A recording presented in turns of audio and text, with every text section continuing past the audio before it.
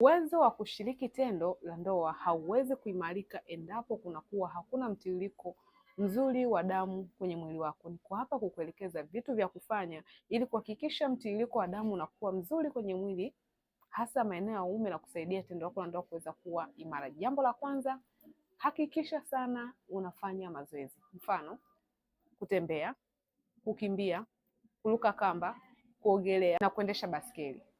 Haya ni mazoezi ambayo yatasaidia mtiririko kuwa mzuri kwenye mwili wako na tendo lako la ndoa kuweza kuwa vyema.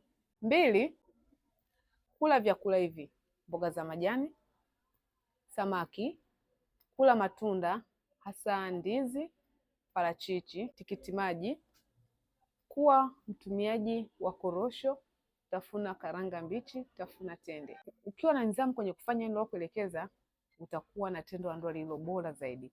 Lakini kwa wewe ambaye umeyafanya yote kwa muda mrefu lakini bado changamoto iko vile vile, nipigie niweze kusaidia kwa matibabu stahiki. Afya yako ndio utajiri wako.